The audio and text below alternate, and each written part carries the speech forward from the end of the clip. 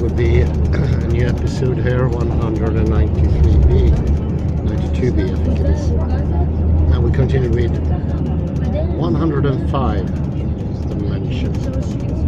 And Reinhardt remarked that 105 seemed to presuppose a customary phrase about buying something with a psyche, where the meaning is paying for it with one's life, as in the purchase of freedom or glory. But this sense of the phrase leads to paradox. For to pay with one's life for something noble, as in the decision of Achilles to avenge Patroclus, is an action we expect Heraclitus to approve of. Why should one struggle against Themos if the consequences of yielding to it are so noble? And how can this threat to one's life explain why resistance is so difficult? The beginning of an answer might be found in Heraclitus, if Heraclitus is alluding precisely to anger, Themos of Achilles, which was paid for by the death of Patroclus. But this line of thought is ruled out by most commentators, who take Themos not as anger, but as desire or appetite generally, what Plato and Aristotle call epithemia. On this view,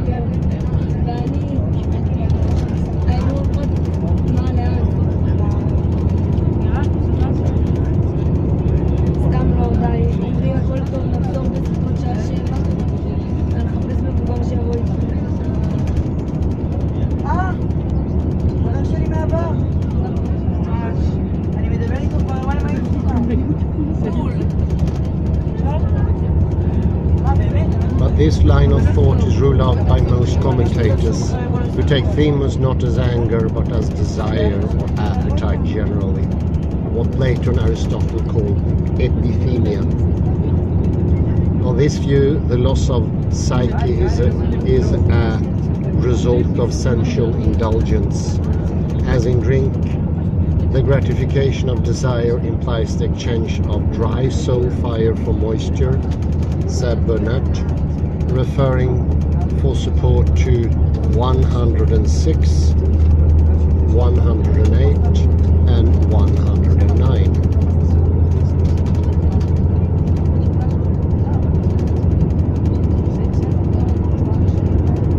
This modern view must be mistaken, however, for it flies in the face of classical understanding of Themos as manly spirit or anger, to be sharply distinguished from sensual appetite, epithemia, as the three-parted psychology of Plato's Republic. When Aristotle and Plutarch cite 105, they always take Themos in this sense, just as Plato does in the two passages where he apparently echoes our text. We could believe that the ancient misunderstood Heraclitus here only if we had some reason to suppose that the sense of Themos in his Ionic dialect differed substantially from the Attic usage familiar to Plato and later writers. But the opposite is the case, as we can see from Herodotus, although he does show some trace of the older wider use of the word in Homer, where Themos could mean heart or spirit in general, the organ of mind, and intelligence as well as desire. In the most instances, Herodotus' use of Themos corresponds closely to that of Plato. I conclude that our ancient sources understood Heraclitus perfectly when they took Themos to mean anger. The picture of aggressive rage as a difficult adversary to fight against is vivid and striking, and hence the success of Heraclitus' phrase. The imagery of combat would be much less apposite if we took Themos as a sensual desire.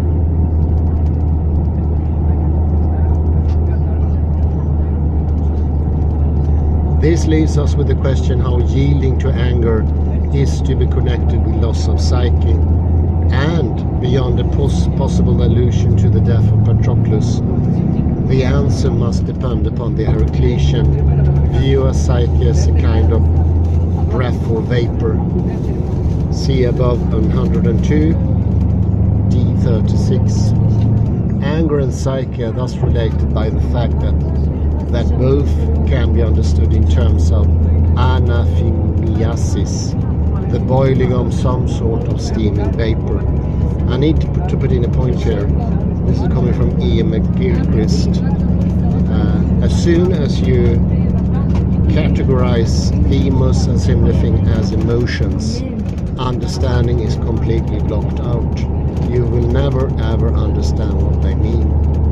The idea of themos and similar things to be just emotions somewhere below the intellect or rationality is absolutely wrong, and that will destroy all understanding, will not bring any rich understanding. And this is exactly the point of Charles H. Kahn. In the same moment you use the new invention emotions, all understanding of what is meant by Heraclitus, and to a great extent also the other writers of antiquity. I might add a second thing, how to find out that, because nobody can write these are not emotions. It is incredibly difficult, and I think that gift could only be given by writers like Richard E. Lind and E. McGilchrist, and actually they had to be put together for me to have that understanding. It would not be something reachable otherwise.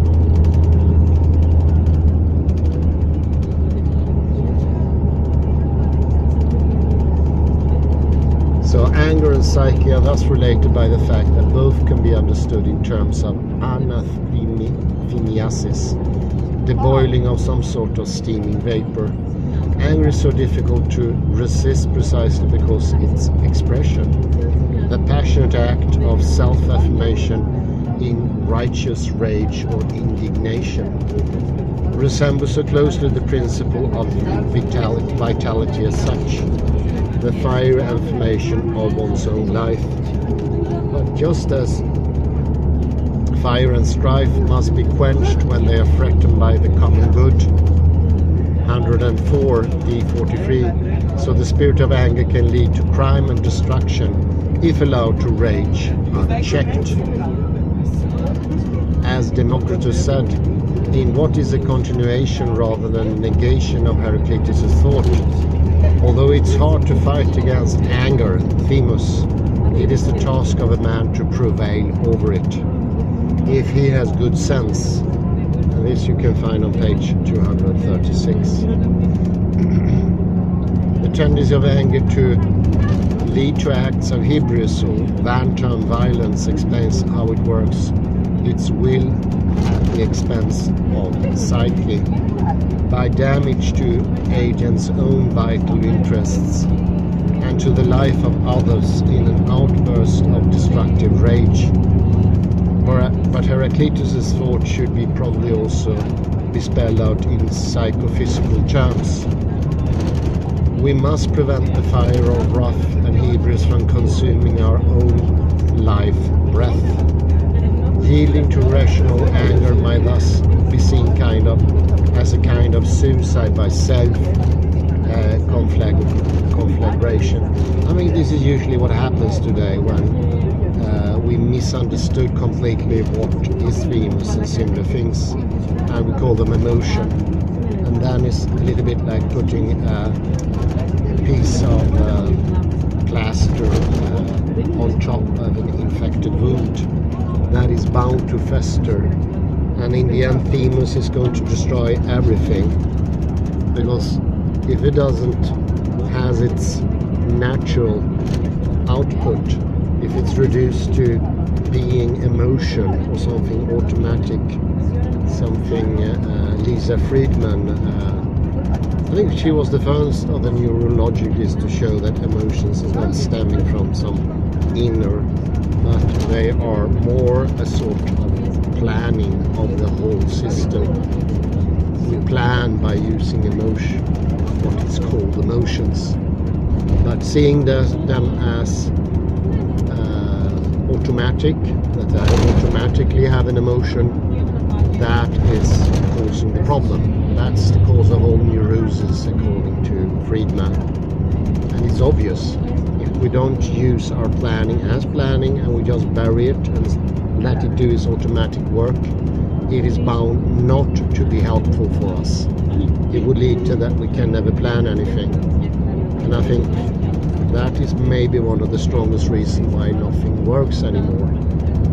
We have become too classical, and the most clearest property of classical thinking is that it does not work. And that's the only difference actually between classical physics, classical thinking, and quantum physics. Quantum physics works, classical physics does not work.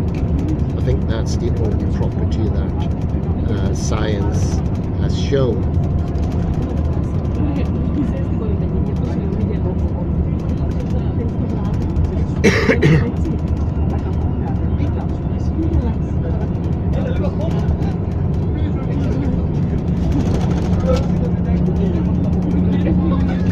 Let me continue. Yielding to irrational anger may thus be seen as a kind of suicide by self-conflagration. This would imply that there is another death for the psyche, distinct from but comparable to the dissolution into water, an excess of unthinking ardor that wastes the psyche in vain, instead of risking it deliberately in a noble cause. It may be raised as an objection to this view that it spoils the neat one-to-one correlation between different stages of the elemental way, up and down, and some linear scale of nobler and baser destinies for the soul. It now turns out that not every passage of the psyche into a more fiery condition will be a greater share, a fate which a wise hero might choose. On this reading of 105, fire can be a force of irrational destruction in the soul as well as in the city.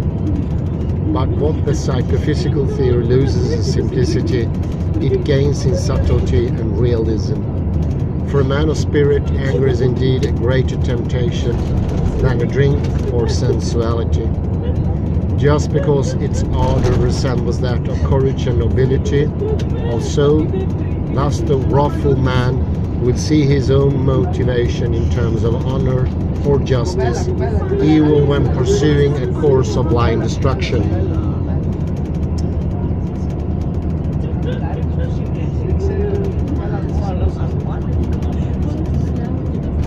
I note by way of anticipation that there need be no contradiction between this conception of anger as irrational ardor of the psyche and 109, for the latter distinguishes the wisest and best soul by its dryness and clarity, not by its heat. 106. A man when drunk is led by a beardless boy, stumbling, not perceiving where he's going, having his soul psyche moist. 106 may almost do without a commentary. The reader scarcely needs reminding that the joke about the man who has drenched his soul with drink is also to be taken literally, as referent to psychic dissolution or partial death into the watery element. I note only the resonance here with the language of other fragments. The man led by a beardless, anebos boy recalls the Ephesians of 514, D 121, who should be hanged to a man, Hebedon, or leave with a city to the boys, Aneboy. Those citizens stumble like drunken men, and a drunkard is worse than a child. So likewise the verb epaion, not, perceiving where he goes, echoes by inversion the definition of temperance, or or sound thinking, sophronein in 32, D112. To act and speak, perceiving epaiontes, things according to their nature. As Bullock-Wiseman points out, the participial constructions develop a kind of causal analysis in 3 stages. The man has lost control of his body because he has lost his perception and because the lucidity of his psyche has been weakened by fluids.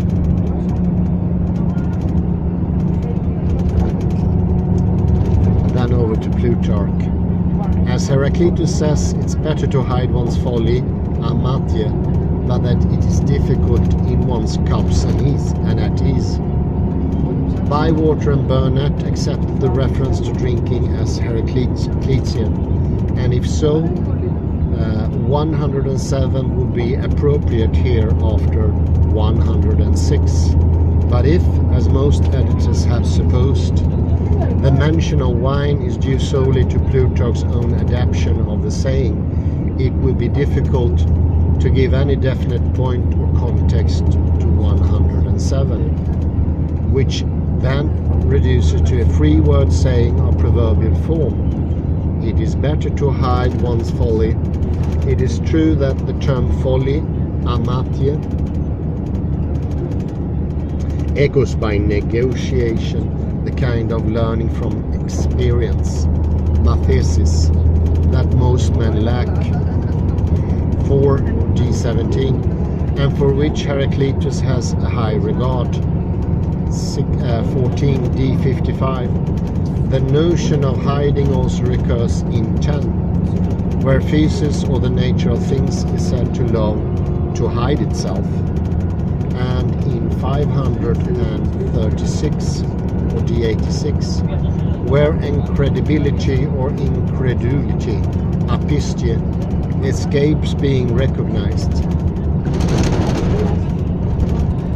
But I do not see how such verbal resonance sheds any light on 107.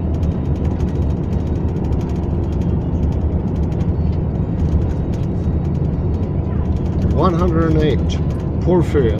Hence Heraclitus said it was a delight, not death, for souls to become moist. Porphyry is following an allegory of Numenius, a Neo-Pythagorean philosopher of the 2nd century AD.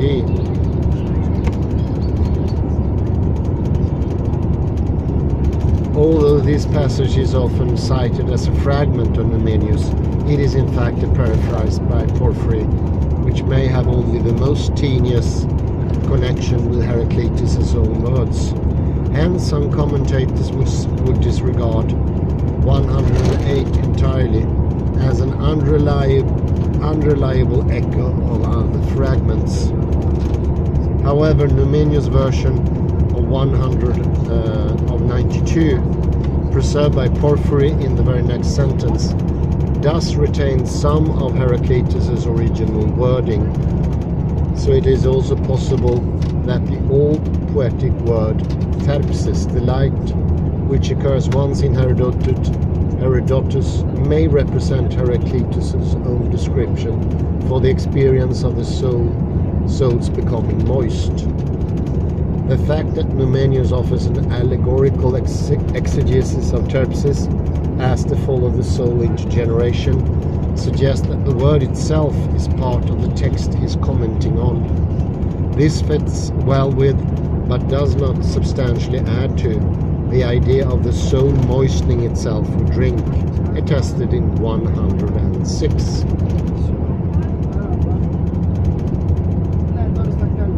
Now over to 109 or D118. A gleam of light is the dry soul, wisest and best. The transformations and deformations of 109 make one of the strangest stories in the twisted course of Heraclitean scholarship. Before discussing its meaning, we must deal with an old problem concerning the text. It is as certain as anything of this sort can be that the first three words of Heraclitus' sentence were auge xere psyche, gleam of light, dry soul, with the adjective dry placed ambiguously between the two nouns. That is the form in which the quotation is found in no less than 6 of our ancient authorities: Musonius, Stobaeus, Philus, Plutarch, Galen, and Hermias. The accuracy of this version is confirmed by the fact that only this ambiguous position for the adjective can explain the existence of 3 ancient variants. One in which the ambiguity is avoided by placing the adjective after psyche, so that it must be construed dry soul, not dry beam of light. 2. One in which the wording is altered in the opposite sense, so that the only possible reading is dry beam of light. And finally, 3. A light and shortened version reflecting the construal in one, but where all meaning of auge, gleam, has been omitted, and we are left with the phrase dry soul as subject of the sentence. The Renaissance editor Stephanus Henri Estienne, followed by Bywater and many editors since, thought that the chief varieties could be explained by positing the comparatively rare word aue, psyche, dry soul, as the Heraclitean original, and then taking auge, gleam, as a corruption for this unfamiliar form. But the form aue is simply unattested in the ancient medieval tradition of 109, down to the 14th century, where auge is given in 11 ancient works by 9 different authors, including 3 of our best sources of Heraclitus texts, Plutarch, Clement, and Stobaeus. There is no sound paleographical basis for altering the text, and emendation would be justified only if the text as transmitted did not make good sense. But as we shall see, it makes excellent sense. The textual question resolved, we are faced with the syntactical ambiguity from which the variants arose. Since 109 consists of 2 feminine nouns, auge and psyche, and 3 feminine adjectives, dry, wisest, and best. The last 2 adjectives can be construed only with psyche. It is natural to try taking the first adjective with auge. This gives us the equation, a dry beam of light, the wisest and best soul. This construction is attested in 2 ancient sources, and it accounts for Ficino's Latin version, Luxica anima sapientissima. But the difficulty is that if a dry light makes some sense in Latin or English, a dry auge seems to make very little sense. For auge is normally used for the rays of the sun, the flash of lightning, the glare of fire, the sheen of gold or brass, or even for the rays or brilliance of the eyes. It is regularly a visual phenomenon in which dryness or moisture seem to play no part. Hence Plutarch and Clement, the 2 ancient authors best acquainted with Heraclitus' riddling style, both realized that the full meaning of 109 required taking dry with soul as the counterpart to moist soul in 106, and both adjusted their quotations to make this clear. It would be agreeable to my general scheme of interpretation to find some significance in this syntactical ambiguity, and to offer a reading of 109 according to both constructions. And at least one ancient author, Porphyry, thought he could make sense of the phrase dry auge. But in this very case, I do not see that the ambiguity enriches our understanding.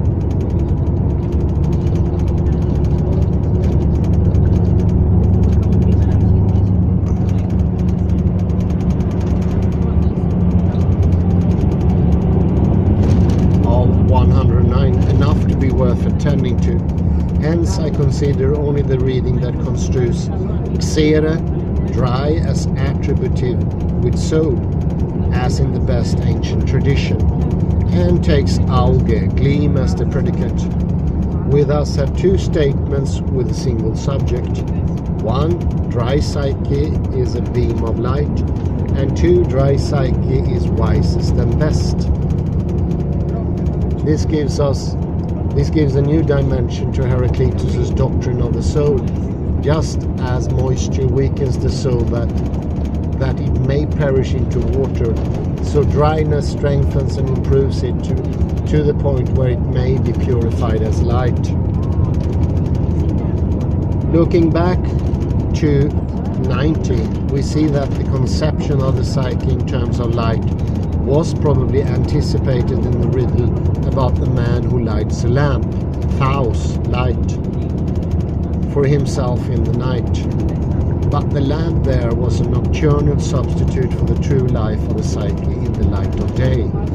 And it is of course daylight that is suggested by the term auge in 109. Now auge can refer to any gleam or radiance, including the flare of fire or the glistening of bright metal.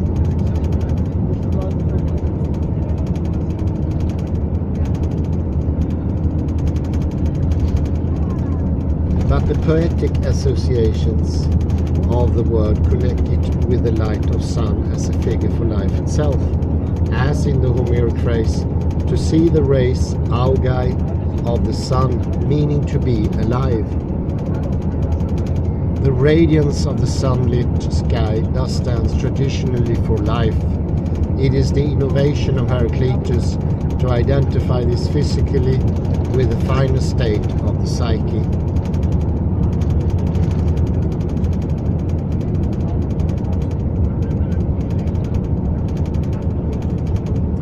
This conception is deeply rooted both in the language of early Greek poetry and in the theories of pre-Socratic philosophy.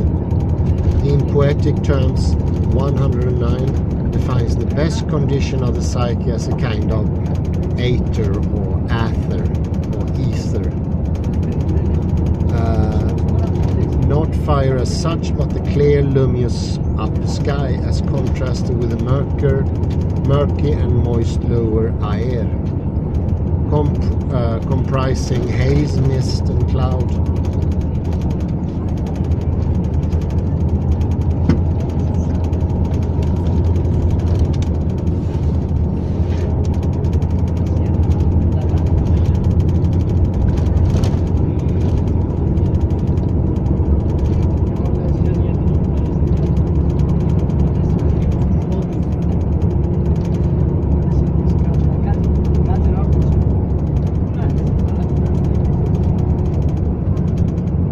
This conception is deeply rooted both in the language of early Greek poetry and in the theories of pre-Socratic philosophy. In poetic terms, 109 defines the best condition of the psyche as a kind of ether, not fire as such, but the clear and luminous upper sky, as contrasted with the murky and moist lower air, compromising haze, mist and cloud. This atmospheric contrast between the translucent and the opaque, very important. Think about Aletheia and Thea, there's one here. Dry and damp is preserved in the Ionian cosmology of Diogenes and directly applied to the psyche. Our soul and that of animals, the principle by which they all live and see and hear and have the rest of the perception or intelligence, noesis, is composed of air, but a form of air that is hotter than the air outside in which we live, but much colder than that by the sun.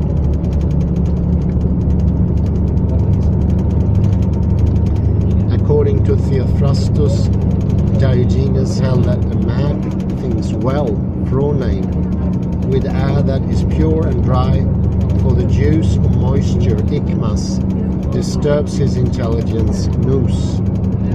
Hence, in sleep and drunkenness, and when one is full of food, one thinks less well. And there is a sign that moisture removes intelligence in the fact that the other animals are not as smart, for they breathe the air from the earth and eat wetter food.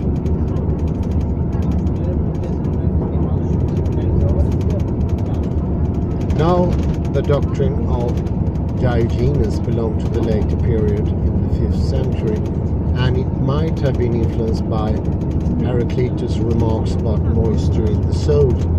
More probably, however, it represents a direct development from the old Milesian school tradition, from the doctrine of Anaximenes that constituted Heraclitus' own point of departure. If so, the moist-dry contrast in Heraclitus' psychophysics is not original. He takes it for granted as the theory current in scientific circles of his own time and place. What is distinctly Heraclitean is the enrichment of this physical doctrine with figurative and poetic overtones. The drunkard with the wet soul and the dry soul as lucid as sunshine. These images serve not merely as an ornament of style, but as the symbolic expression for the rigorous correlation between physical and moral intellectual states of the psyche. As we proceed downwards, we have in elemental terms the physical death of the psyche into water. In psychological terms, the visual quenching of a man in darkness followed the quenching of his consciousness in sleep. In psychophysical terms, the moistening of the soul in drunkenness, and perhaps in sensual pleasure generally. The corresponding to cattle death of men who seek satiety in procreation. In all probability, the discharge of semen in intercourse was conceived as the waste of life spirit into liquid form. By contrast, the rational clarity of the best men who choose one thing in exchange for all represents the polar opposite to this dissolution into water and darkness.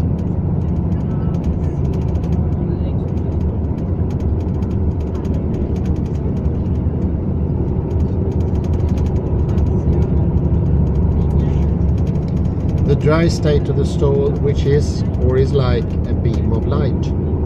Before summing up the implication of this doctrine for Heraclitus' idea of death and immortality, it will be useful to clarify my interpretation by a contrast with the common view that the psyche for Heraclitus is a form of fire. This view goes back to Zeller and Burnett, but is best stated by Kirk in an article on Heraclitus' conception of death.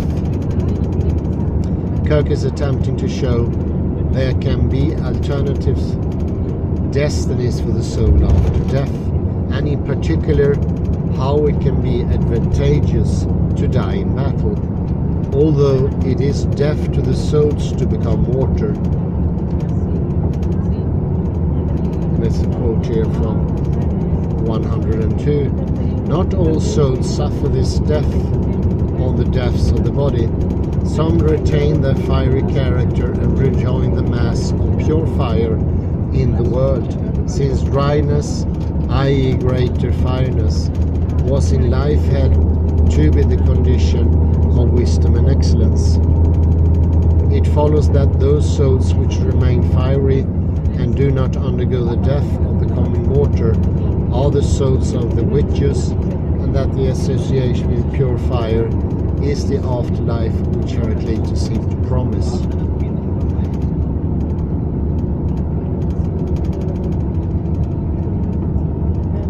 If then, when the body dies, the soul either becomes water or remains fiery, and becomes fire still, what is the factor that determines the issue?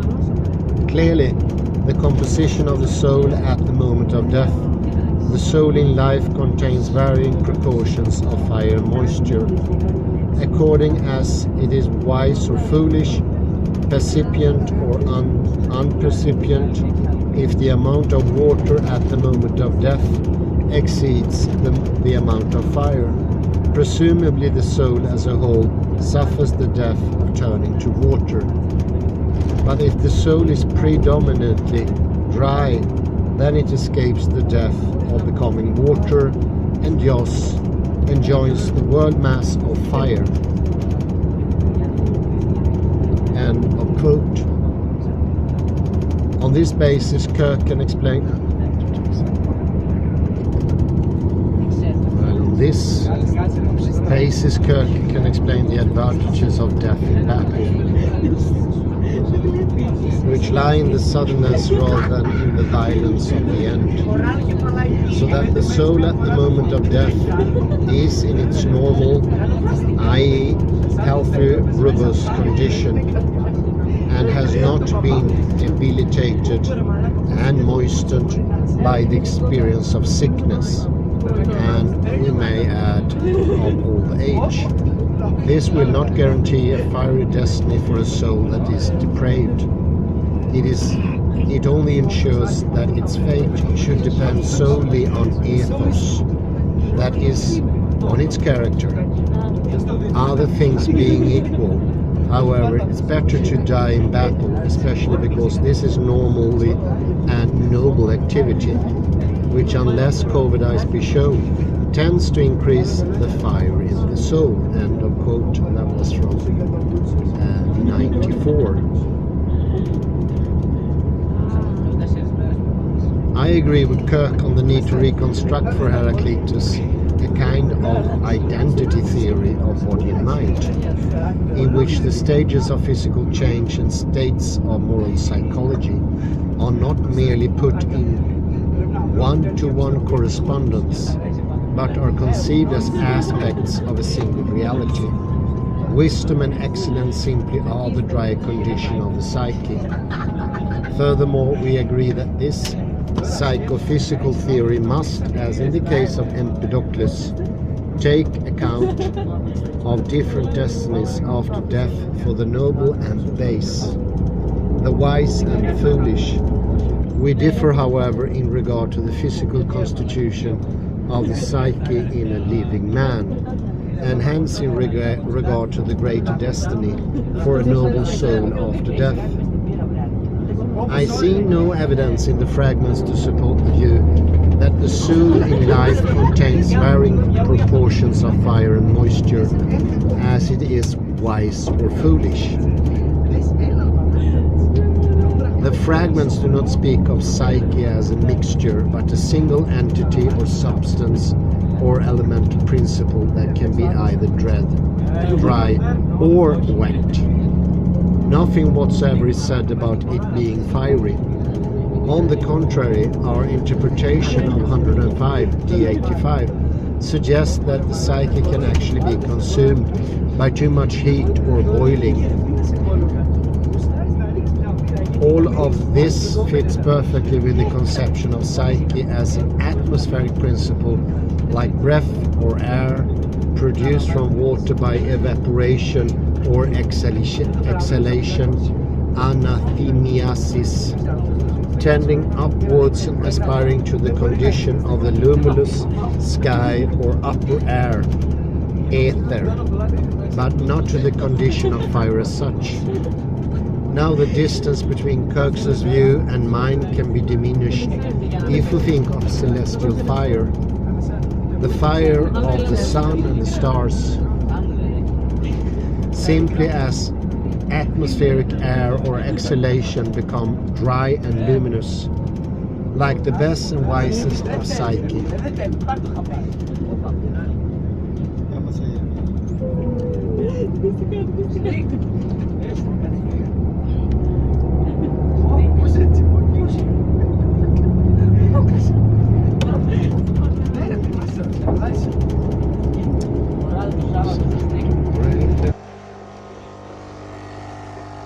So what we're talking about here is the ether.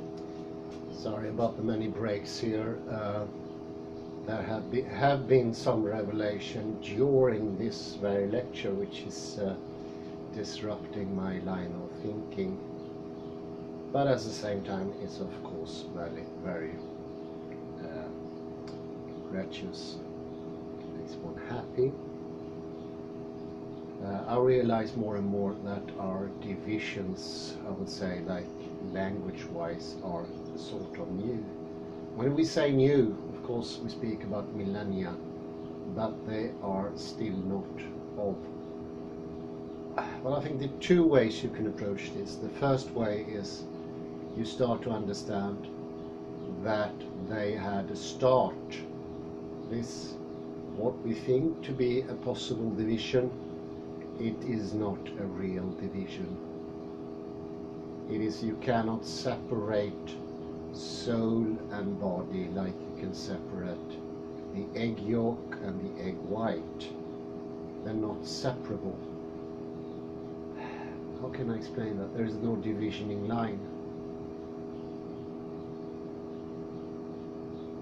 And that makes it more difficult to see through.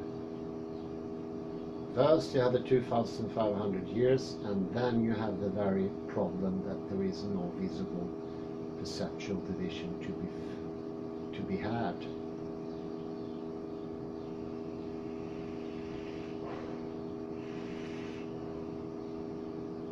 Could I find an example?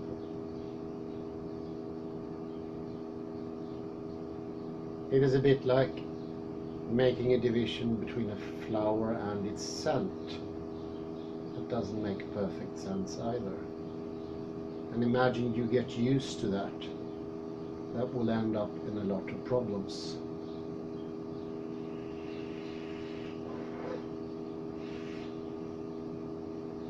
And especially in this case, where it's not so.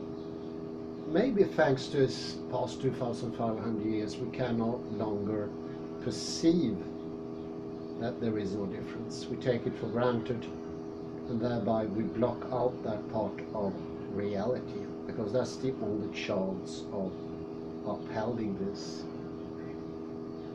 So never see psyche versus soma as a possible division.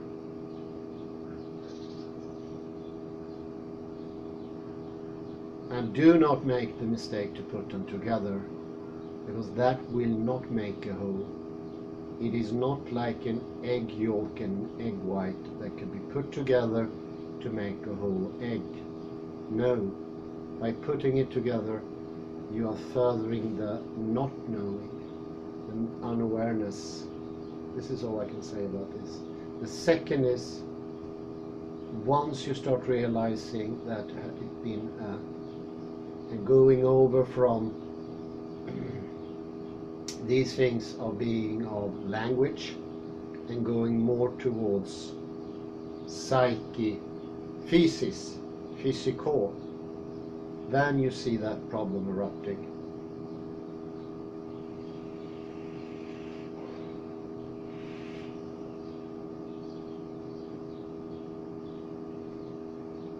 Now the distance, I continue with the text here. Maybe I should do some little repetition. All of this fits perfectly with the conception of psyche as an atmospheric principle like breath or air, produced from water by evaporation or exhalation, anapheniasis, tending upwards and aspiring to the condition of the luminous sky or upper air, ether, but not to the condition of fire as such.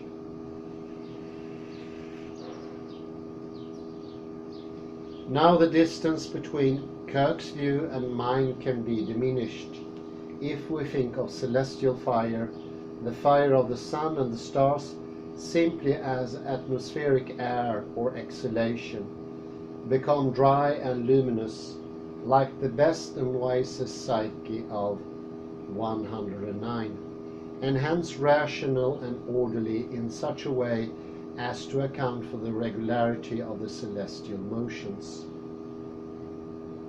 To the periodic measure of the sun as a visible expression of order in nature, would correspond to the physical substance of celestial light as the highest manifestation of cosmic fire. We recall that the doxography ascribes to Heraclitus an account of celestial bodies as flames produced by a gathering of bright and pure exhalation, anathemiasis, from earth and sea. The moon is in an impure region nearer the earth, while the sun's light and heat are more intense, since it lies in translucent diaugus and unmixed region, presumably a region of pure, dry radiance, unaltered by mist and moisture from below. If there is a kernel of truth in this report, it indicates that the matter of the best and wisest souls must itself constitute the effulgence of the heavenly bodies, or their celestial source and environment.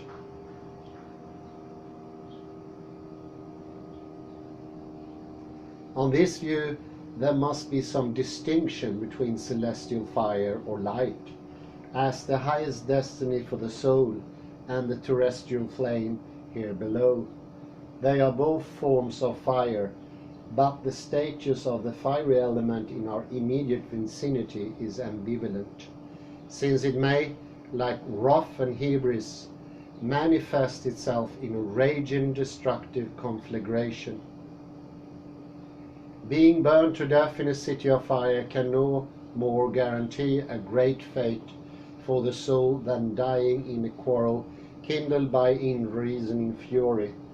By contrast, a death in battle would be sanctified symbolically as a death bestowed by Ares, the war king, and also physically and morally, since it would guarantee that the ardor of the psyche would not be wasted in wanton violence, but expended in rational defense of the city and its nomos,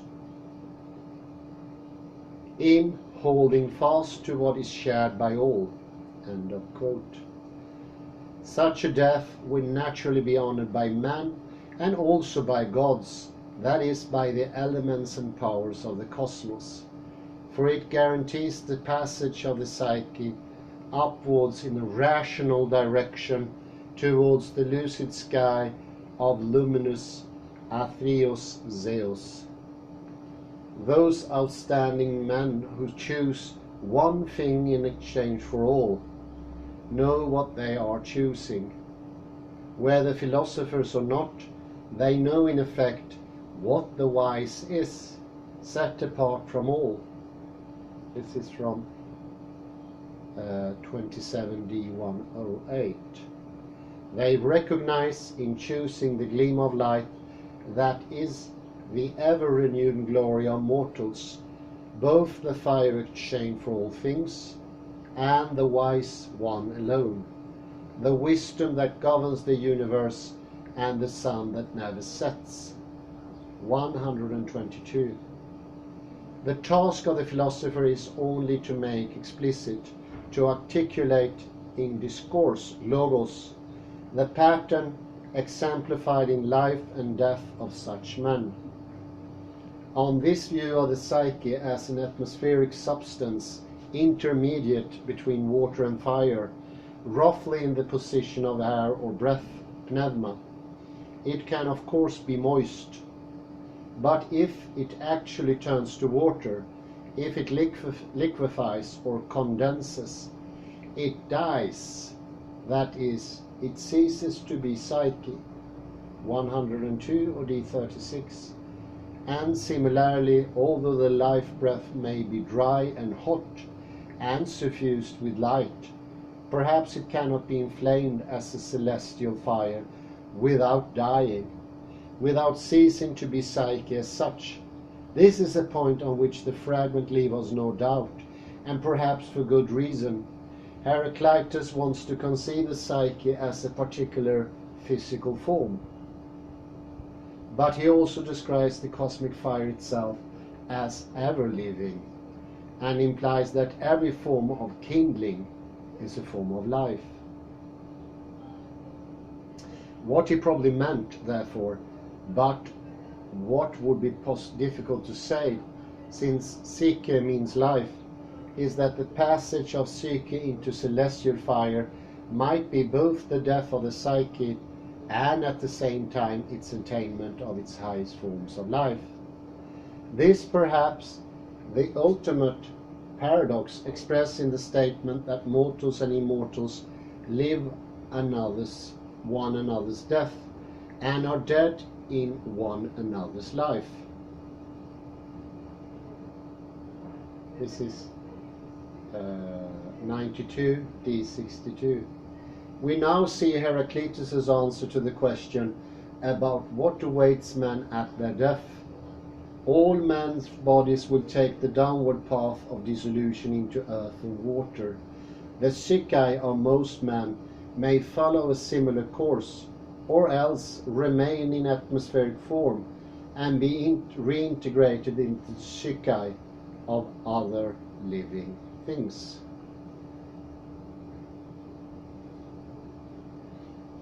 But the souls of those men who have nobly lived and nobly died will move upwards to the form of fire constituted by celestial light. How much individuality can be assigned even to the best souls in such an afterlife is not clear, and will depend upon the interpretation of the next three very difficult fragments. But it is also not clear why individual survival, a continuation of personal identity or self-awareness, should be important for Heraclitus in the long run. Whether we speak of the higher destiny of psyche in physical terms as a radiant sky, or in the psychological terms as an effort of sound thinking. Så från ein. There seems to be no ground or motive for the conservation of person or psyche as such, as a particular physical or mental form. It is true that wisdom, or the search for wisdom in sound thinking, sofrein, begins with a self-knowledge. This is from 29 D116. And Heraclitus went in search of himself in 28 D101. But what he found within his own psyche was a logos deep enough to be coextensive with the universe. So the true recognition of oneself is a discovery not of what is private and personal, but of what is shared by all. The unity of all nature, which is the deep logos, the deepest structure of the self. And this unity is discovered in thinking, från, which is common to all.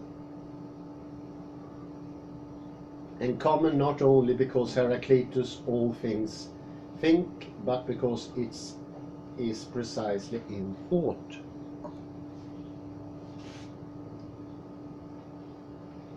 When it is in its sound condition, as in the case of the dry soul, that one can embrace the structure of the whole universe. In sofrein, which is the greatest excellence and wisdom, 22 D112, one can, by putting one's own words and deeds into agreement with the cosmic logos, succeed to some degree in knowing or mastering the intention, the rational plan, the gnome, by which all things are governed.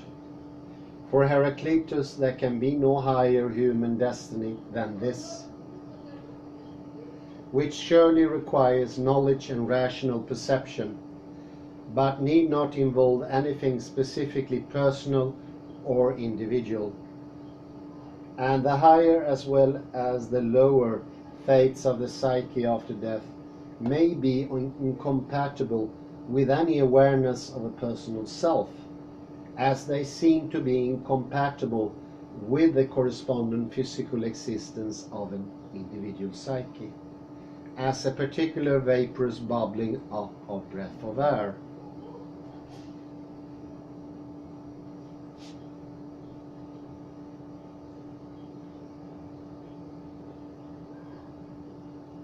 But if everything that goes up must come down again, since there is no transmundane realm, no escape from the cosmic cycle, even if this cycle includes the eventual destruction and renewal of the cosmos as such, and particularly if it does so. One might question the coherence of this conception of the soul's path upwards to celestial height, or fire as greater destiny.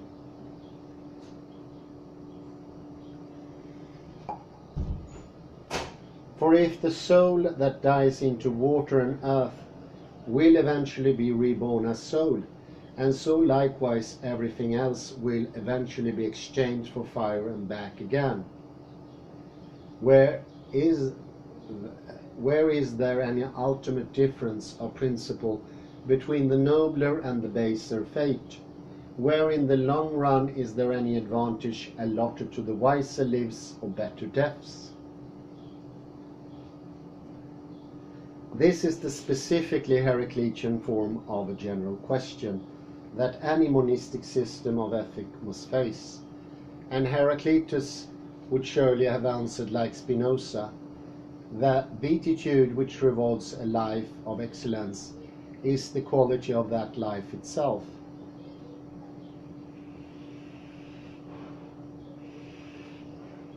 In his own words, man's character is his fate, his daemon for good fortune or for bad.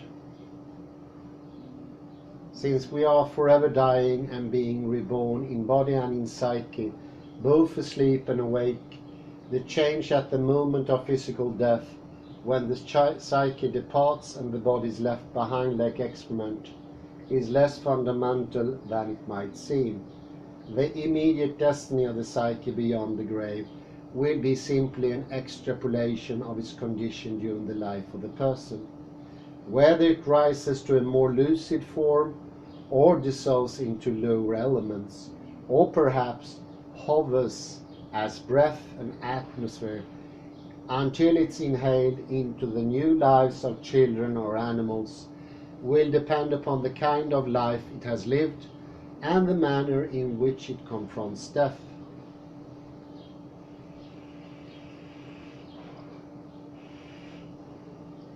In the long run, it makes no difference, perhaps because in the long run there is no personal identity, no continuation of the individual psyche as such. What properly concerns us is only the course of one's own life, its share of lucidity and the soundness of its thinking, and the prolongation of this course in the direction taken by the psyche at death. Beyond this immediate prolongation, the individual as such cannot see and need not look. There can be no personal interest in what happens in the long run.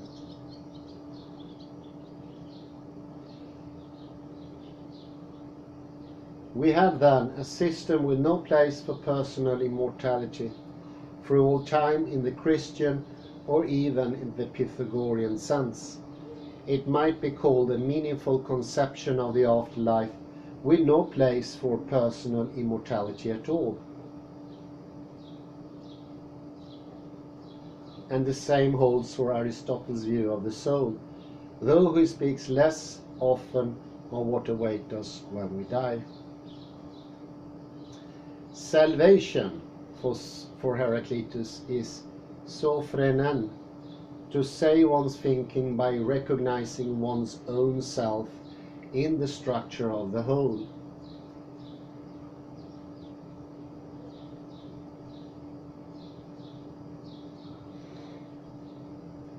This is perhaps to lose oneself, but to find something better, the unity of all things in the Wise One.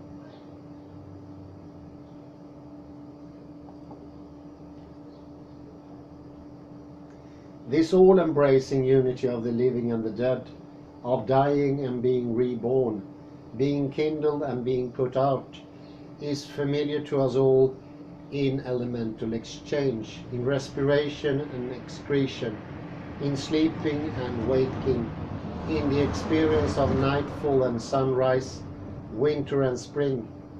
It is this familiar pattern of experience that permits us to grasp the dead or alive. Grasp the dead while alive. This is from 90 D26. But which we do not comprehend as such, and hence do not think such things as we encounter, nor recognize what we experience. This is from 4D17. This universal structure of living through dying, the deep logos of the soul which makes it, in one sense, coextensive with the cosmos, is the very logos according to which all things comes to pass. That is, according to which all things are born. Pantaginomena. In another sense, the psyche is only one elemental form among others, a bubble that bursts and is forgotten in the continual steaming up of few vapors from the waters ever flowing on in the river of cosmos. But insofar as it is able to grasp the identity between its own logos and that of the universe, insofar as man comes to salvage his thinking by recognizing what he encounters in his experience, by holding fast in cognition and in action to what is shared by all, to this extent the psyche can travel over every path without limit, and can come to realize its unity with the cosmos as a whole, in the ever-living fire, forever kindled and forever put out. As Pascal put it in almost Heraclitean wordplay, par l'espace, l'univers me comprend et me engloutit, comme un point, par la pensée, je le comprends. It was in a similar spirit that Spinoza described scientific knowledge and rational proof as the eyes of the mind by which it sees and observes things, and by which we feel and experience that we are eternal. From Heraclitus as for Spinoza, this experience of eternity, far from being a matter of personal survival, consists rather in the overcoming of everything personal, partial and particular, in the recognition and full acceptance of what is common to all. Now we get to 90. 90 or D63, a quote, to rise up and become wakeful watchers of living men and corpses. End of quote. Hippolytus, our source for 90, sees a reference here to the resurrection of the body on Judgment Day and to the God responsible for resurrection. The beginning of the quotation is unintelligible and no satisfactory restoration has been found. We can be sure only of some mention of a rising or standing up. Hippolytus' remark and the Hesiodic parallel to be considered immediately both indicate that this rising must concern the fate of man, at least of some man after death. Any key to the meaning must lie in the comparison with Hesiod's myth of the metals, where the golden race of men who live like gods and die as if overcome by sleep, are said after death, literally after the earth had covered them, to have been made divinities, spirits, daemones, by the counsels of mighty Zeus, noble ones upon the earth, guardians of mortal man. It is presumably these same spirits of the golden race that Hesiod later describes as 30,000 upon the fruitful earth, Zeus' immortal guardians of mortal man, who watch over judgments, Dicai, and evil deeds, clothed in mist, air, traveling everywhere over the earth. That Heraclitus is deliberately alluding to this passage is confirmed not only by the use of the term phylakes for watchers or guardians, but also by the fuller expression watchers of living men and corpses, an intriguing variant on Hesiod's repeated formula, watchers of mortal men. The Hesiodic passage is full of ideas and phrases that lend themselves to reinterpretation along Heraclitean lines. These men of the Golden Age are mortals who become immortal, athanotoi, whose death is like a sleep, but who are reawakened as guardians. The reference to waking is explicit in 90, but implicit in Hesiod's simile. Their chief concern is to see justice done, and the second mention of these guardians introduces Hesiod's apotheosis of Dike herself as daughter of Zeus. By implication, it would seem that for Heraclitus too, these guardians must serve as ministers of justice for human life and death, just as the Furies do for the movement of the sun. Pursuing this clue, let us see what the analogy can tell us of Heraclitean's view of the afterlife. Does 90 refer to all men or only to a chosen few? And does it refer to their fate after death, as Hippolytus supposes? The Hesiodic parallel would clearly point to an afterlife for superior man, since Hesiod is speaking of the golden race, the finest men of all time, who become phylakes only after their death. Even without the passage in Hesiod, we will be safe in referring 90 to the psyche of outstanding men, rather than to their bodies, in view of Heraclitus's contempt for corpses. Something you can see in 538.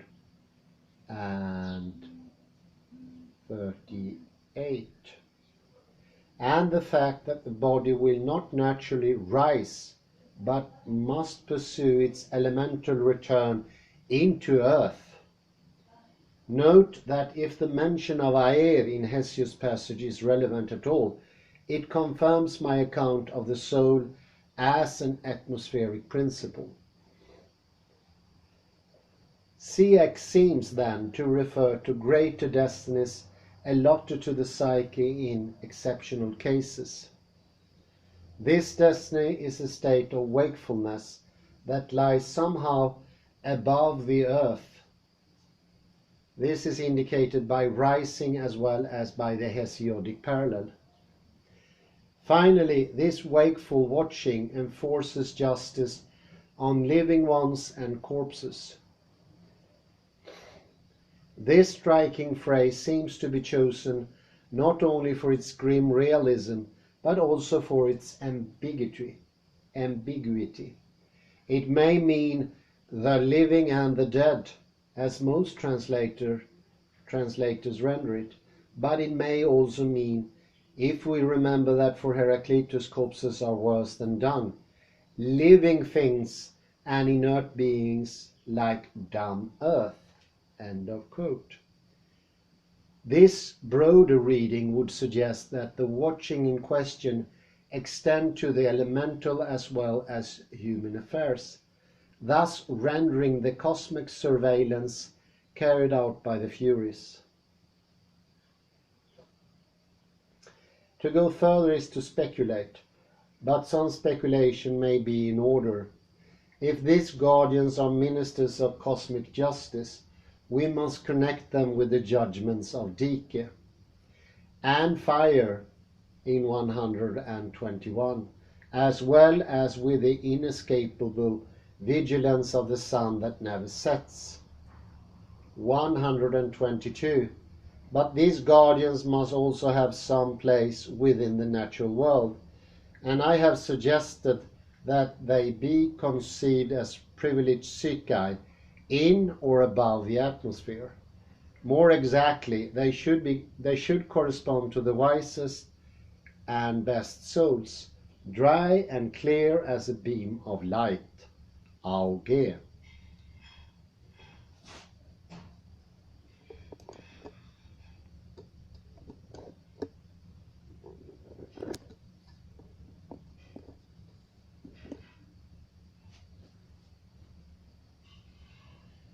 On this assumption, the souls who had died heroic deaths of or lived lives of excellence and lucidity will rise up as guardians in the upper atmosphere, mingling with celestial light and astral fire.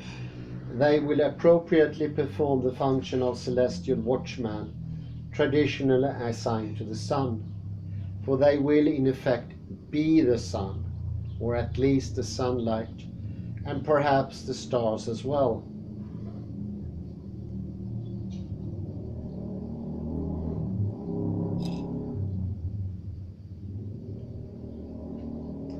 It is more difficult to say how the guardians of 90 provisionally identify with the light souls of 109 are related to other forms of celestial fire, for example to the Trester or lightning storm of 38. The fragments are silent here. My own guess is that the watchful role of select souls is represented by the whole range of fiery phenomena in the sky, including the fearsome flash of Prester and Thunderbolt as expressions of the power that pilots all things. What appearance could be more fitting for these guardian spirits than the luminous signals which are the traditional instruments of the wrath and justice of the highest God? Let's carry on to 111 to 112. 111 or D98, Plutarch. After death, the purified souls that rise to the moon are nourished by the exhalation, anaphemiasis, which reaches them. And Heraclitus was right to say that souls, psyche, smell things in Hades. In 112, Aristotle, it seems to some that the smoky exhalation which is common to earth and air is smell. That is why Heraclitus said what he did, that if all things turned to smoke, the nostrils would sort them out. End of quote. Neither of these texts is a definite quotation. If the language of Heraclitus is preserved at all, it may be in the phrase, souls smell things in Hades. Also coming from 111. I place the two passages together in the hope that, obscure to the point of unintelligibility, if taken separately, they may clarify one another by juxtaposition. In its own context, each statement implies a causal link between exhalation and the sense of smell. This seems to have been the standard view in Greek theories of smell, as Aristotle observes. What is unusual in 112 is the suggestion that everything might become smoke, so that smell would be the only useful form of perception. Reinhardt interpreted this as a mere conceptual possibility or literary conceit, like the contrary to fact conditionals of 496, and in 116. The smoke of 112 would then be only a figure for the underlying unity in which our nostrils would detect superficial differences. Kirk and others have assimilated this to the one in many idea illustrated by the incense in 123. But the conditional of 112 is potential, not counterfactual. Things do become smoke, and the possibility of everything going up in smoke is paralleled by the thought of fire catching up with all things, as we find in 121. Reinhardt's ingenious reading of 112 is designed to avoid this obvious parallel, since he wished to eliminate any allusion to cosmic conflagration or judgment by fire from the fragments. Leaving aside this issue, I suggest we take the imagery of 112 literally and ask, what kind of fire may turn all things to smoke? There are two plausible possibilities: the altar flame and the funeral pyre.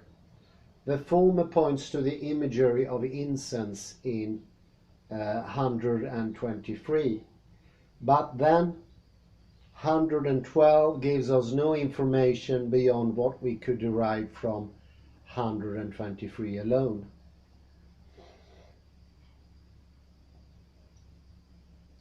But if the fire is a funeral pyre, then turning to smoke alludes to the fate of man after death, and the exhalation here will be directly linked to that of 111, which is inhaled by souls who smell things in Hades.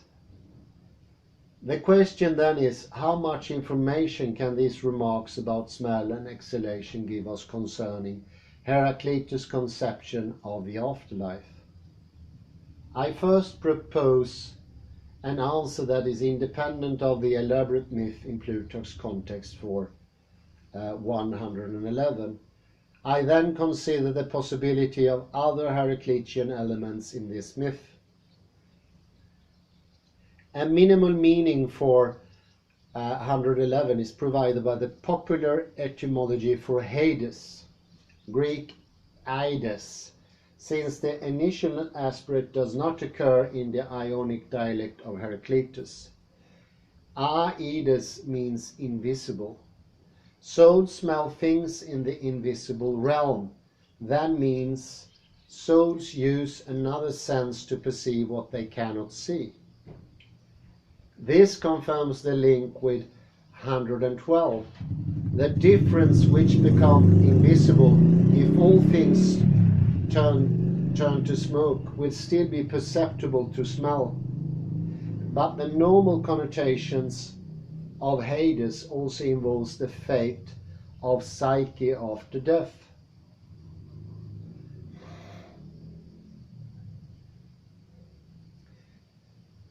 As the living man kindles a new light for himself when he is quenched in his vision, this is from 90, D26, so the psyche of a dead man replaces the light of life by another form of perception. And since smell is connected with smoke and cloudy exhalation, there should be some contrast between these souls and the best and wisest, who, as a beam of light, auge, have affinities rather with the upper clearer sky and the brighter sense of vision.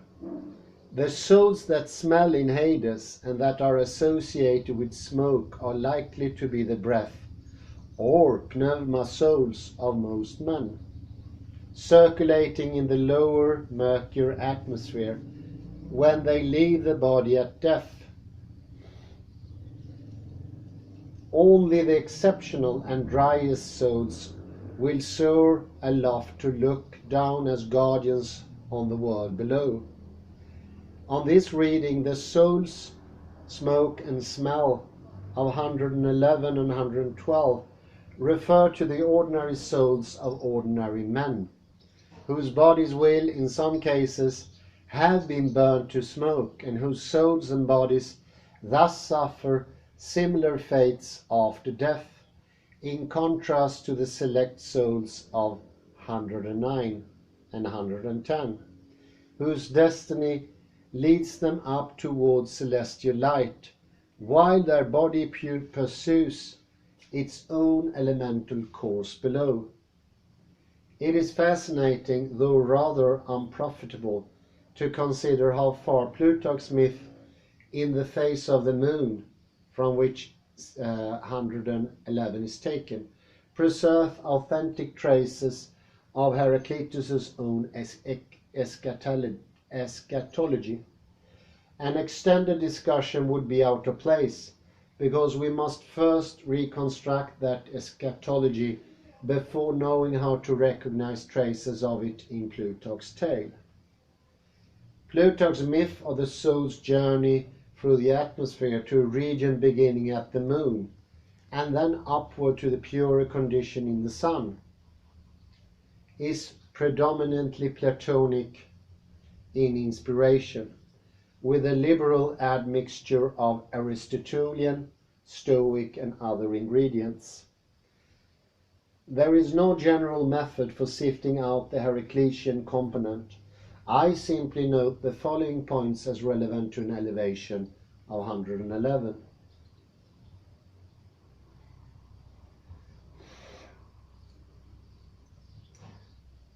The quotation is prepared by the identification of Hades with the region between Earth and Moon. Just before our quotation, this region, the gentlest part of the air, is described as the meadows of Hades. 109 refers to the purified souls who have traveled through this upper air and reached the moon, in appearance resembling a ray of light, actis, but in respect of their nature resembling the aether about the moon.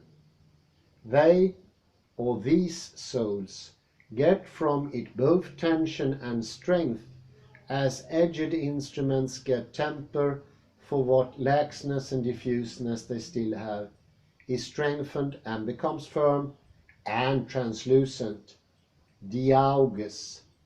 The consequence they are nourished by any exhalation that reached them, and Heraclitus was right in saying, souls employ the sense of smell in Hades. The point of the quotation is that smell serves these refined beings in place of more substantial food. While waiting in the lunar or lower habitation for the finer purification that will take them on to the sun, these spirits are not inactive. Among other beneficial roles, these daemons serves as guardians, phallikes, and chastisers of acts of injustice on earth, and they flash forth, epilampousin, as saviors manifest in war and on sea.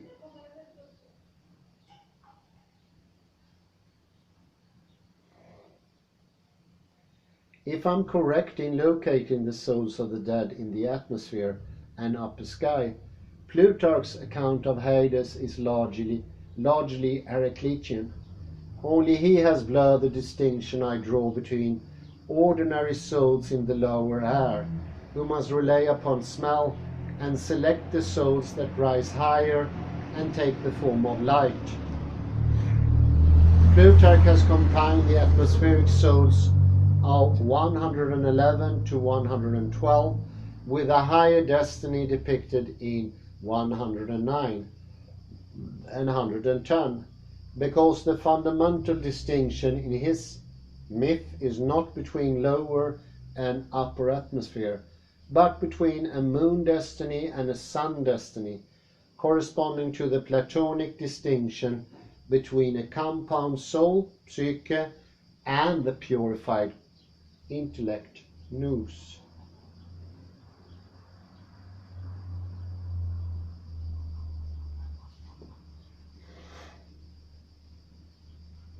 In 113 we find the following, DA15. Aristotle, many thinkers above all those who consider the cognitive powers of the psyche, identified it with the first principles, or archai. And Heraclitus too says the first principle is the same as soul, since he identifies it with the exhalation, anaphemiasis, from which he produces all the rest, and he says it is the most incorporeal and always flowing. In 93b, or D12, another quote, Cleanthes, cited by Arius Didymus, Zeno says the soul is a percipient exhalation, like Heraclitus, for the latter wanting to show that souls as they are exhaled, anathemiomenai, are continually becoming intelligent, noerai, liken them to rivers when he said, as they step into the same rivers, others and still others, waters flow upon them. But souls to steam up or are exhaled, anathemiontai, from moisture. End of D12.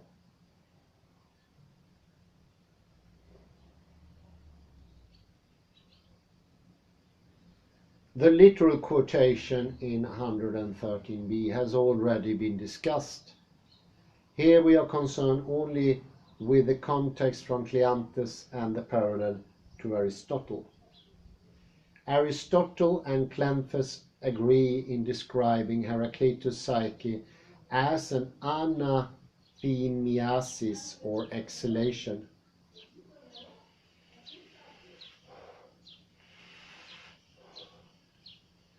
But what is this? The Latin exhalatio, which has provided the established translation since Lucretius and Cicero, end of parenthesis, has the etymological sense of breathing out, whereas the Greek term rather connotes the billowing up and typically applies to smoke or steam.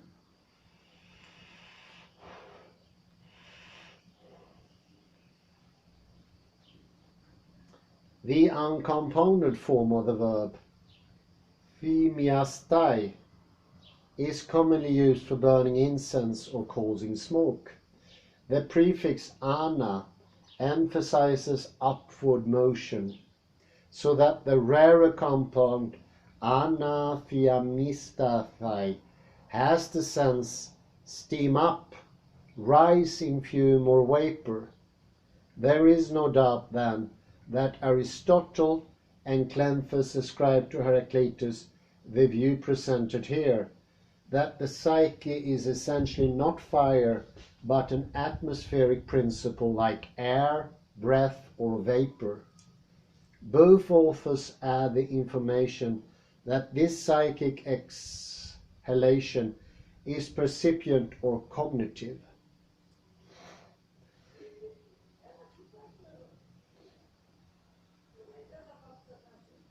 This information must be correct, as we can see from Heraclitus' own remarks on the psyche, as well as from the Ionian doctrine of Aer, as developed by Diogenes.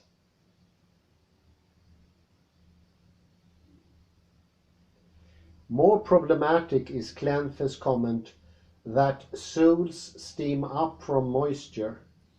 I take this to be a paraphrase of 102. Out of water psyche arises, ginetai, but anaphemiasis may also be used for vapors or gas produced from food and liquids within the body.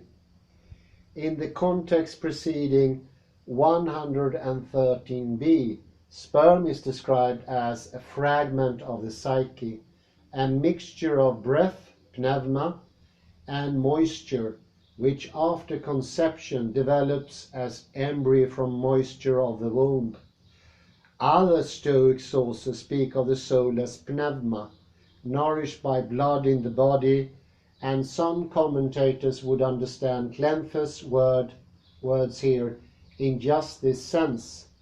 Souls are exhaled by evaporation from the blood or from the internal river of humus in the body.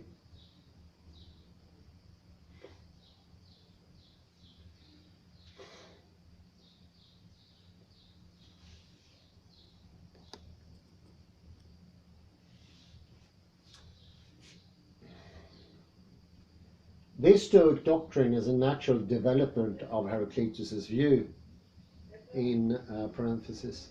Compare the similar doctrine of vital pneuma or animal spirits in Aristotle's biology, end of parenthesis. But I see no reason to attribute this or any other physiological doctrine to Heraclitus himself. The anathemiasis referred to by Aristotle in 113a is clearly cosmic or elemental. It is the exhalation from which he, Heraclitus, derives everything else. I conclude by mentioning, without attempting to resolve, some curious difficulties in understanding Cleanthes' exegesis in 113b.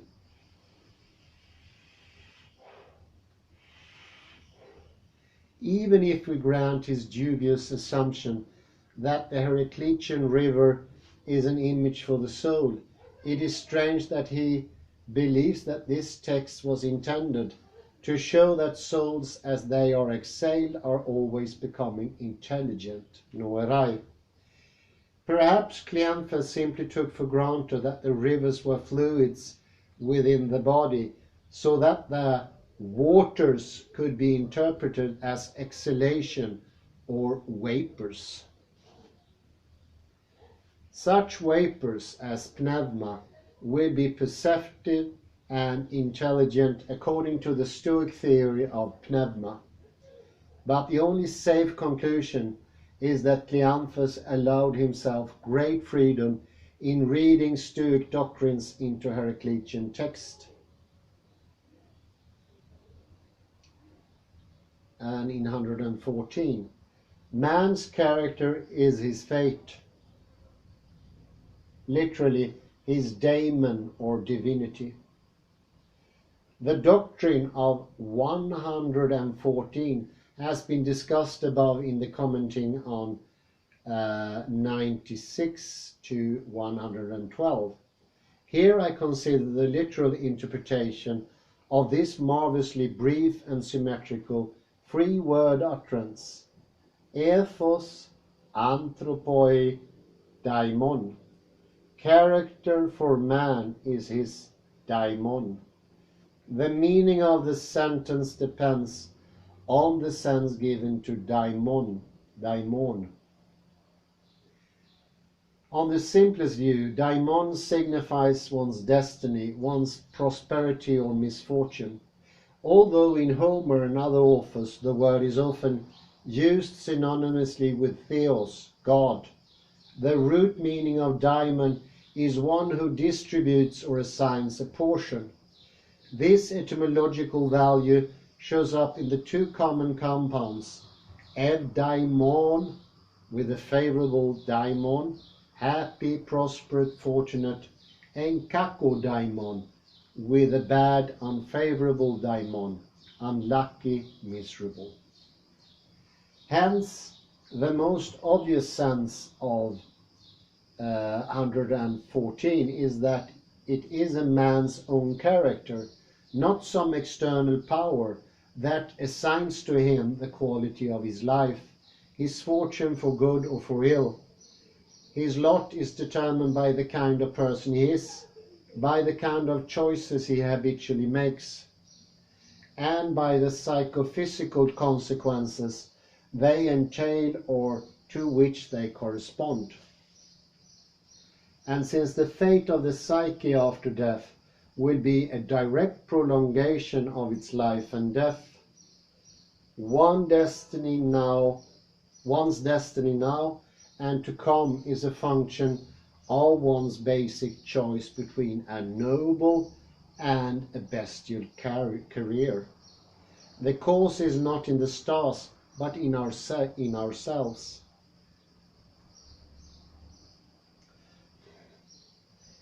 The primary meaning of 114 is further enriched if we take daimon literally as God or divinity. For the gods of Heraclitus, the immortals who live of death and are dead in our lives, can only be the elemental powers and constituents of the cosmos, from which our lives comes and to which it returns. Again, the terminology of Heraclitus anticipates that of Empedocles, who designate his four elements as daimones. The character of a man is thus identified with the corresponding element: moisture for the sensualist and toppers, wasteful fire for the choleric, damp or smoky vapors for the souls of most men. A gleam of light for the wisest and the best. These cosmic divinities are not merely emblematic of different kinds of lives, like Aphrodite and Artemis in Eurydice's Hippolytus. They constitute the physical explanation or psychophysical identity of the particular life in question, the elemental equivalent of a given moral and intellectual character. So read 114 offers a concentrated resume of the doctrine of the dozen fragments just discussed.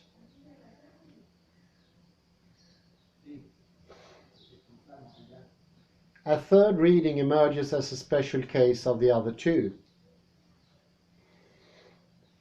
If we recall Hesiod's use of daimones for the spirits of the golden race, become watchmen of justice after their death, I have suggested that in 90 these guardian spirits are identified with the wisest and best souls, looking down from above as radiant light or astral fires.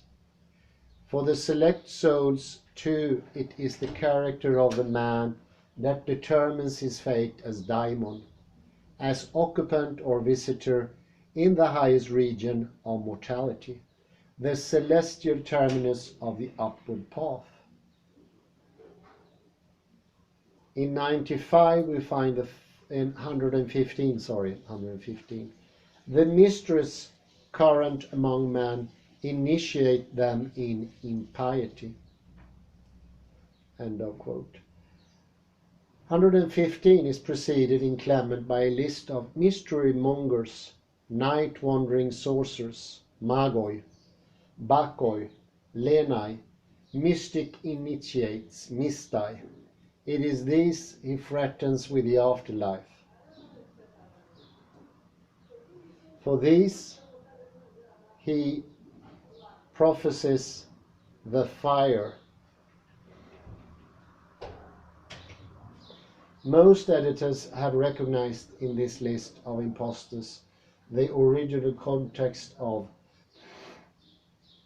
115, but the authenticity of the list has recently been challenged on the grounds that the entire outburst could well have been added by Clement. The 5 Greek words in question, from nyktopoloi, night wandering, to mistai, mystic initiates, are syntactically blended with Clement's text in such a way that we cannot be more sure whether or not they come from Heraclitus. It seems to me more probable they do, for the following reasons. 115 cannot stand alone. It calls out for some context. What context would be more appropriate than this reference to the representative types of mystery religion. Of the 5 words in the list, lenai is a rare archaic form, more likely to have been used by Heraclitus than by Clement, as Reinhardt agreed. Secondly, an early mystic sense for bakoi, elect chosen by the god, implied in a verse quoted by Plato,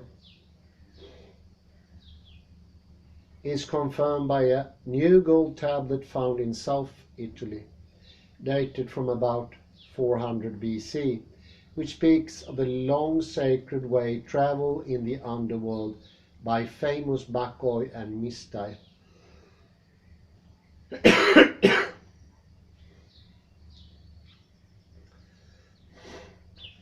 This helps to establish the credentials of the 3 words on our list. As for the other 2, night-wandering magoi, nothing much hangs on their authenticity, but I am inclined to regard them as genuine. Heraclitus will thus have seasoned his attack on Greek cult with a further sally against the holy man of the Persians. However, the brunt of the attack is directed against the religion of his countrymen. Dionysian or Eleusinian mysteries here, phallic and orgiastic ritual in 116, Apollonian purification rites and anthropomorphic cult generally in 117, and compare the contempt for funeral rites in 538 D96. 115 tells us that initiation into the mysteries is impious, but does not tell us why. Perhaps Heraclitus has in mind some specific features of the ritual, some explicit sexual symbolism, so that, as in mention of shamelessness in 116, he is calling attention to the fact that in the name of piety, men will perform and applaud others who perform, acts when they normally regard with ridicule or disgust. Tantum religio postuit suadere malorum.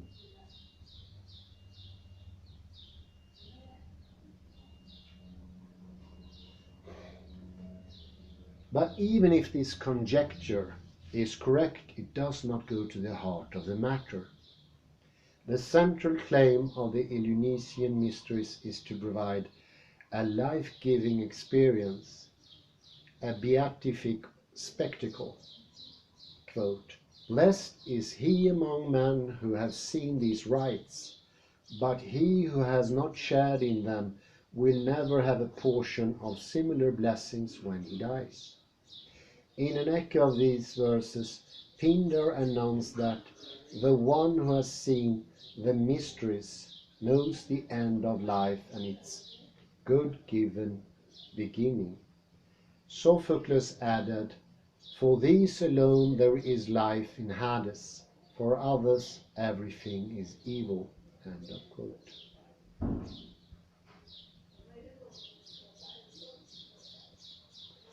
For Heraclitus, the basic impiety of the mysteries will consist not in obscene symbolism, but in the projection of a false picture of life and afterlife, in the invention of lies and swearing to them, in the promise of a magical connection between some ritual act and the future destiny of the psyche.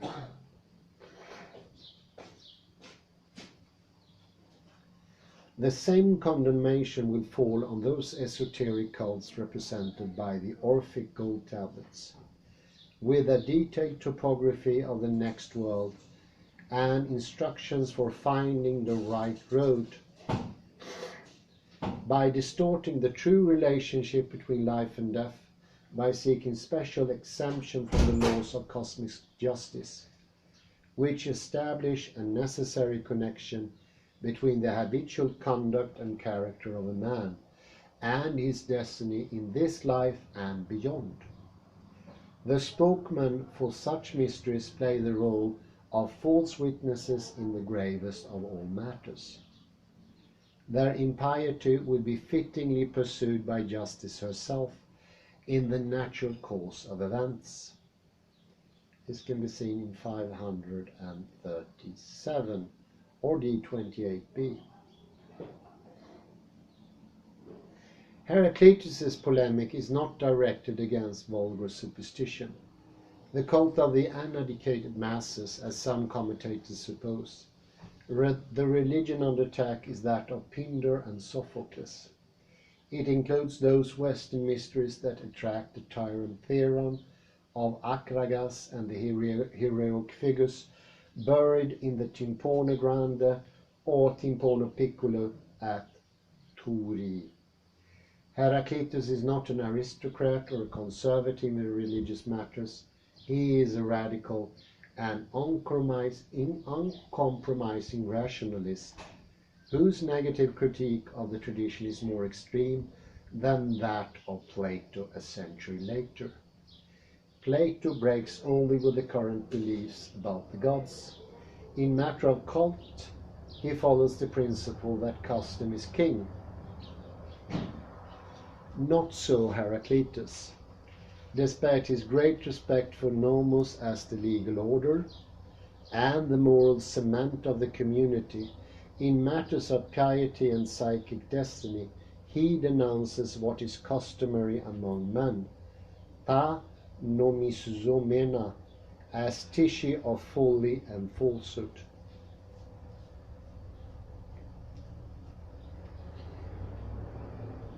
In 116, if it were not for Dionysus, for whom they march in procession and chant the hymn to the phallus, Aidoia, their action would be most shameless.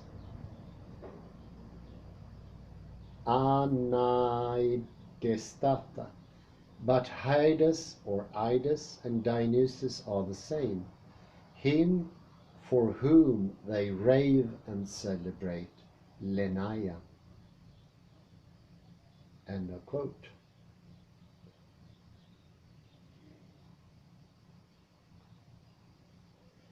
What does actually Heraclitus mean by identifying Dionysus with Hades? And for the cult will Bacchic frenzy? The statement is a riddle, and we must be satisfied with partial solutions. The most obviously corrected interpretation takes Hades here as representative of death, and the phallic Dionysus as representative of sexual vitality. So understood, the riddle reformulates the equivalence, interchangeability of life and death expressed in 112 and in 113. A second deeper reading regards Dionysus not only as a god of vitality and procreation, but also a god of drink and madness. I have suggested that 98 depicts sexual activity as a waste of psyche, an expense of life force liquefied as semen, just as drunkenness is a partial death and darkening of the soul by liquefaction. The death of Psyche by birth of fluid in ejaculation coincided in the long run with the birth of the son that will supplant his father.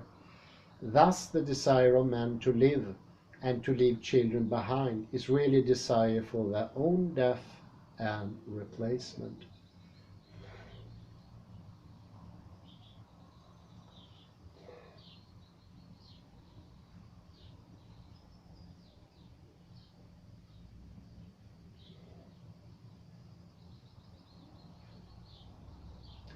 The identification of god of sexuality with the god of death, reinforced by the word play on shame, phallic song, and shamelessness in Hades, restates in a symbolic form the contempt for the life-death of men who sate themselves like cattle.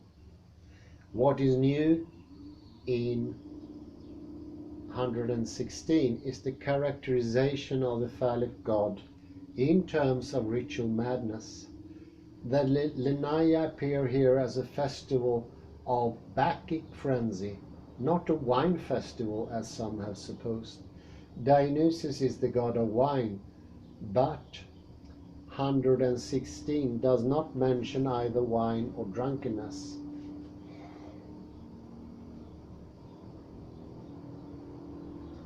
The point of 116 lies in the reference to ritual madness as an explanation of the identity of Dionysus with Hades. The final comment on phallic worship would thus be thought expressed in 117. Anyone who noticed someone doing this would think he was mad.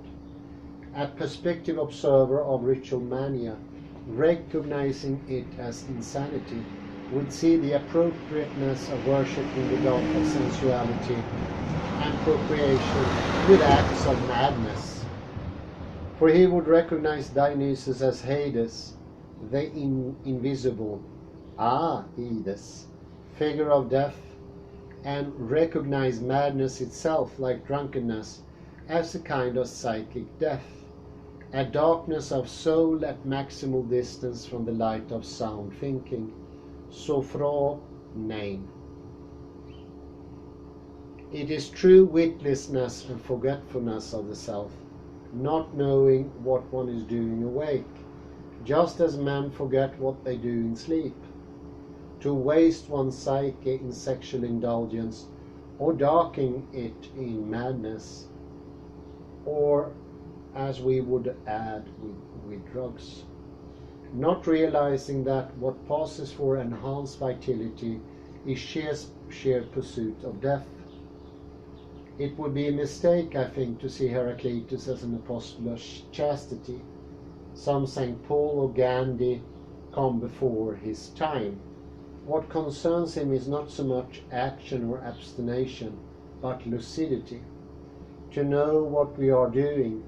As human beings, we say to ourselves like animals, we want to see our children grow up and outlive us. We also lose control in ourselves in anger and occasionally moisten our souls with drink. Heraclitus is not calling for some ascetic reform of human existence, in which these features would disappear. Our condition is one of mortality, and Heraclitus offers no way out. What he does offer is insight into this condition, recognition of the deadly tendencies within life itself, and admiration for those few men whose gaze is enlightened by wisdom. For these will look beyond the cyclical fate that must be ours in any case and choose one thing in exchange for all. The light of wisdom symbolized and embodied in the gleam of cosmic fire. The pessimism of Heraclitus is not that of Schopenhauer or certain Eastern mystics, who see the cycle of human existence as slavery and seek liberation by deliberate renunciation. His pessimism lies closer to the lesson of Solon in Herodotus. Those the god made plain, that it was better for a man to be dead than to live. This is not a recipe for suicide, but for bearing death, your own death and the death of those dear to you, with courage and the peace of mind that comes from bitter wisdom. The wordplay at the center of 96 called for some comment. The identification of Dionysus and Hades, fertility and insanity, is mediated by verbal connections between genitals, aidoia, shame, aidos, shamelessness, anaidistata, and Hades, Ides. The sacred phallus is designated as pudenda, objects of shame or modesty, aidoia. For all Greek delight in male nudity in art, in real life the genitals were normally covered, and the public display of an erect penis would probably be a source of mirth. if not embarrassment, as certain jokes in Lysistrata make clear. Hence the paradox expressed in the double sense of eidos, shame, but also reverence, that the display of giant phallus in grossly exaggerated form is treated not with shame, but reverence and respect. The obscene song and solemn procession would be acts of utter shamelessness, anaidestata, if not done in the name of Dionysus. For Greek of tradition piety, that makes all the difference. But a sane man will see what is going on, what prevents his behavior from being outrageous. In his eyes, it's just the identity of Dionysus as the unseen, Aides, the god of death. Compare 111. Souls smell in Aides, in the land where they cannot see. Other levels of meaning are generated by the play on the god's name, and there is no hope of cataloguing them all. In 116, they are purified in vain with blood, those polluted with blood, as if someone who stepped in mud should try to wash himself with mud. Anyone who noticed him doing this would think he was mad. And they pray to these images as if they were chatting with houses, not recognizing what gods or even heroes are like. End of quote.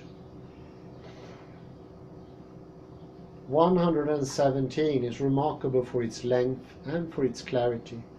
The absence of anything enigmatic in this text might almost cast doubt on its authenticity, if different portions were not cited by good and independent sources. Clement and Celsus in Origen. A few stylistic features reveal the hand of Heraclitus, the double construction of haimati, with blood to be taken both with the preceding word, are purified, and with the following participle polluted. The play on mi ainomenoi, polluted, and mainomenoi, mad, and the characteristic use of gignosko, to recognize, for philosophic insight. If Heraclitus speaks here with unusual clarity and undisguised sarcasm, perhaps for once his spontaneous indignation breaks through the restraints of an indirect and allusive style, but there is probably more deliberate motivation for this straightforward language. And I will have to put an end here. I'll finish the page here. I assume that 117 appeared as a climax and conclusion to the critique of religious practices in 115 and 116. That critique is here generalized and its philosophical foundation laid bare, whereas 115 and 116 are directed against specific cults of Demeter and Dionysus. The target in 117 is not only the Apollonian rite of purification, but a general practice of Greek religion as centered on temples and cult statues.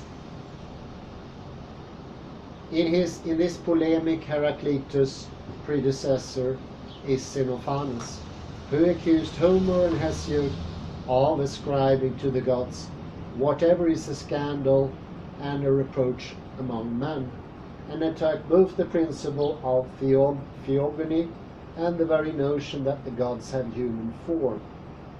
If horses and oxen could produce images, they would represent the gods as hippomorphic and bovine. Xenophanes' irony on this subject anticipates Heraclitus' attack on images, algamata, and the principle of Xenophanes' critique is the same. The customary religion of the Greeks and others is systematic impiety, since it rests on a failure to recognize what gods are like. And there I end at page 267. I say thank you very much.